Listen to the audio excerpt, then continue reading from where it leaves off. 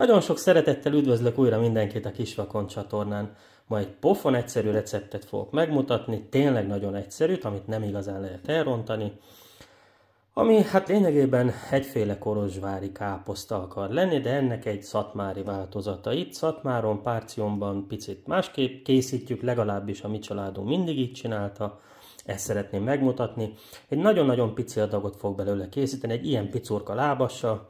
Csak a kislányom kedvéért, ő kérte, hogy neki készítsek, egy kis adagot neki elkészítek ma. Tehát, mi az, ami ehhez a pofon egyszerű recepthez kell? Sokkal kevesebb dolog, mint amiket általában gondolom én Magyarországon beletesznek. Savanyú káposzta kell hozzá. Ebből nem szeretném kilóra megadni, mert kilóra nem jó sehogy sem megadni savanyú káposztát, ugyanis lé van rajta, és annak függvény, hogy mennyi a lé, annyi a súlya, tehát én éppen ezért beletettem most egy ilyen 1 literes edénybe, ez egy 1 literes műanyag edény, és látjuk, hogy ez van lényegében teljesen tele, tehát kicsit több mint 1 liternyi van itt, mondjuk 1,2 liternyi apró káposzta, ez kell hozzá. Én nem szoktam lemosni soha. De mondjuk, ha valaki nyáron készíti, amikor már régi a káposzta, a savanyú káposzta, akkor megtörténhet, hogy nagyon vad és nagyon savanyú, akkor esetleg át lehet öblíteni, de én soha nem szoktam. Ugye ez kell hozzá egy fél kilónyi hús, hát itt körülbelül 60 deka van, ilyen hús cafatokból ledaráltam, amit ugye, amikor fazonálom egy kicsit a húst, és ételeket készítünk, akkor ugye el szoktuk fagyasztani azokat a kis cifet cafatokat, amire nincs akkor szükség. Ezt most ledaráltam, itt körülbelül 60 deka hús lehet, körülbelül ezt a mennyiséget fogom hozzá felhasználni, és szükség lesz hozzá tejfölre és rizsre. És lényegében ennyi. Hát én még fogok felhasználni egy nagyon pici, abban az edénykében nekem frissen olvasztott saját sertés zsír van, de akár hagyományos étolajat is fel lehet hozzá használni. Ezen kívül csak só, bors, fűszer kell rá, és semmi más. Ezeket össze kell rakni. A legelső dolgunk az, hogy ezt a kicsit több mint 1 liternyi káposztát átválogassuk, ne maradjanak benne bors szemek, még véletlenül sem, mert az kellemetlen, ha az ember ráharap, és nagyon-nagyon alaposan kifacsarjuk. Tehát ne maradjon benne semmi lé, szárazra facsarjuk, majd 1 kanál sertészsírra oda tesszük párolódni. És ezt jól le kell párolni, még mindig legyen egy kicsit roppanós, tehát körülbelül olyan 15 perces, 20 perces párolás lesz. Maradjon egy picit roppanós, de azért úgy legyen egy kis párolt állaga. Hát én ezt most elkövetem, és utána megmutatom, hogy hogy kell kinézzen, amikor körülbelül azt mondjuk, hogy oké, a káposzta le van párolva. Amíg a kanálnyi zsíron a káposzta párolódik, egy üres edényt oda teszek a tűzre, és beleteszem a majdnem tele csészényi rizset. És hadd hevüljön. Mind a kettőt kavarom. Tehát ezt is kavarom, azt is kavarom, szinte folyamatosan, tehát mindig kavargatni kell. A rizset fel akarom hevíteni egészen tűzforróra. Ha tűzforró a rizs, akkor 2-ször akkora mennyiségű vizet ráöntök, mint amennyi volt a rizs. Tehát jelen esetben 2 ilyen csésze vizet rá fogok önteni. Lehetőleg meleg vizet, ezért a forralóban most forralok egy kis vizet. Az egyetlen dolog, amit még a rizshez hozzáadok, egy icipici só, és úgy fogom egy kis sós vízbe megfőzni. No, közben jó forró lett a rizs, hát ez egy ilyen 4-5 perc alatt felforrósodtak a rizsszemek. Picit a káposztát is megmozgatjuk. Így, ha forró a rizs, akkor kimérem a 2 csésze forró vizet, és itt ügyelni kell, mert fel fog csapni a gőz, beleöntöm. Picit megkavarom, hogy csillapodjon. Nagyszerű. Még egy pohár.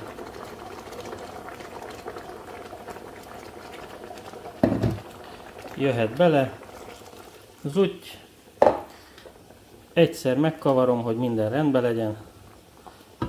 Nagyszerű. Jöhet rá a fedő. És pici tűzön, pici lángon, addig főzöm, míg eltűnik róla a víz. Ha ez megtörtént, eloltom, félrehúzom és hagyom pihenni. A káposztát meg kavarom tovább, amint említettem, egy nem tudom, kb. 20 percet biztos párolnunk kell. Körülbelül 10 perc telt el, amióta fő a rizs. Megmutatom, eltűnt a leve, és ilyen kis lukacskák jelentek meg a tetején. Ilyenkor elzárjuk a tüzet, és ezt elvesszük a forró sütő felől valahova, és hagyjuk 10 percet pihenni. A káposzta is ugye 10 perce párolódik, neki is kb. Egy olyan 10 perc kell még, amíg a káposzta elkészül, hadd olyan nyugodtan a rizs a fedő alatt. Ne kavarjunk bele, ne bántsuk, hagyjunk neki békét, hadd pihenjen. A káposztát kavargassuk még 10 percig, hogy leteljen az a körülbelül 20 percnyi párolási idő. Ennyi. Letelt körülbelül 20 perc. Egy kis villával elveszek egy kevés káposztát, megpróbálom az állagát megmutatni. Tehát egy picit visszapárolódott, kicsit visszapuhult, nincs lágyra párolva, roppanós még mindig, de azért valamivel ernyettebb. A színe is egy nagyon picit sötétedett.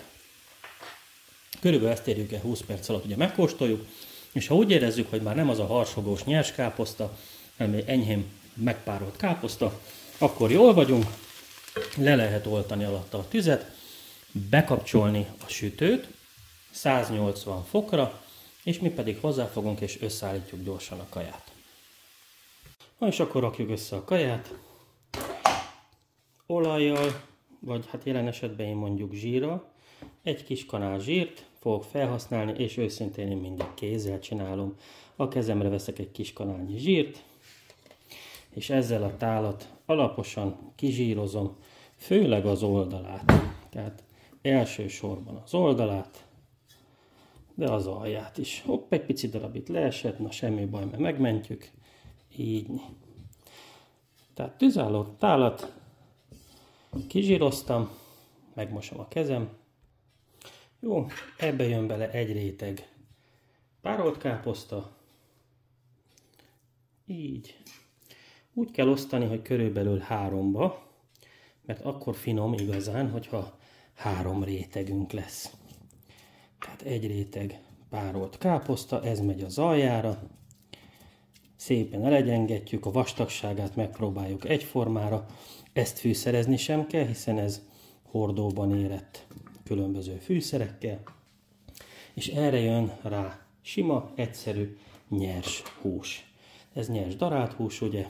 Ennek is körülbelül az 1/3, ezt kézzel csinálom. Ráteszem. Még egy picike. Lehet másmilyen hússal is csinálni. Ez sertéshús, darált sertéshús, de van az úgy, hogy pörkölttel készül ez a kaja. Olyan esetben, ha pörkölttel készül, akkor úgy szoktuk csinálni, hogy igazából nem ennek készítünk pörköltet, hanem mondjuk előző napon, vagy előtte egy nappal ugye valamiféle olyan kaját csinálunk, ami mellé pörkölt van, például mondjuk tésztát pörköltel, és nagyobb adag pörköltet főzünk meg, mint amennyit a tésztával majd meg fogunk enni, és akkor másnap, egy nappal később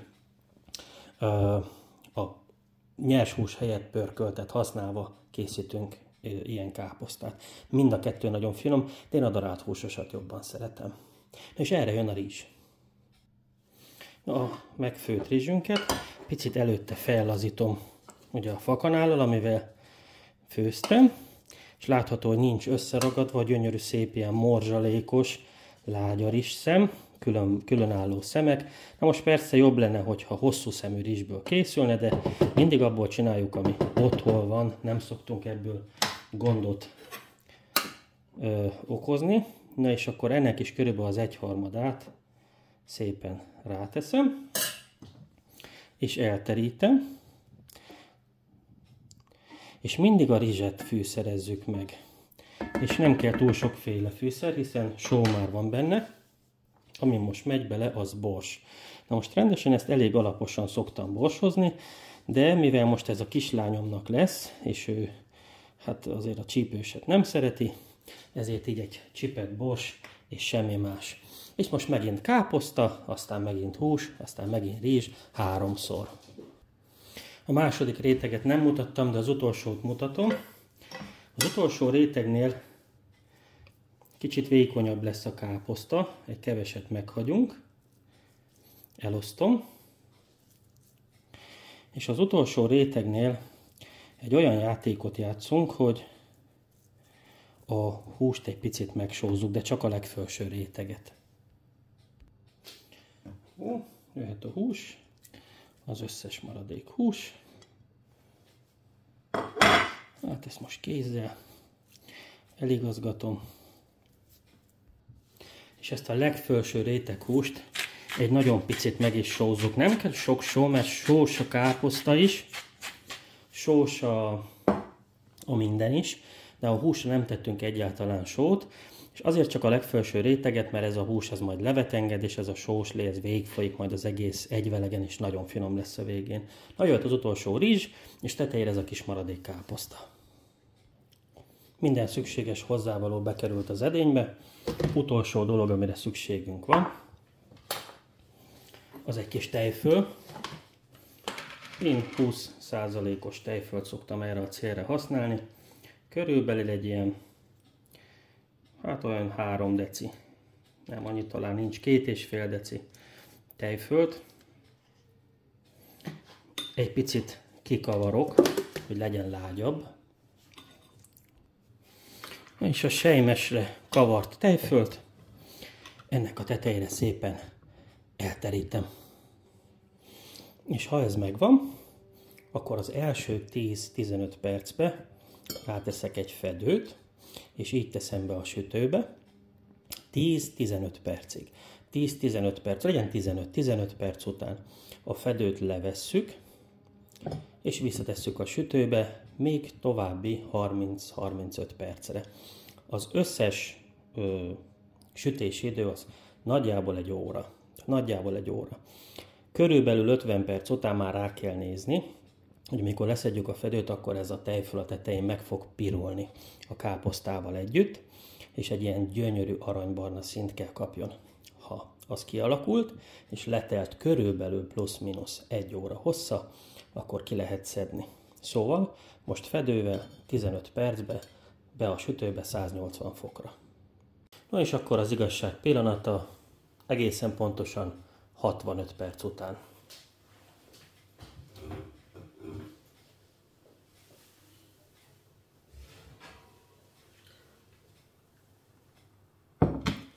Elkészült. Most ezt a finomságot nem lehet azonnal fogyasztani, ez egy szomorú tény, érdemes várni vele egy kicsit. Az ízek addig még jobban összeérnek.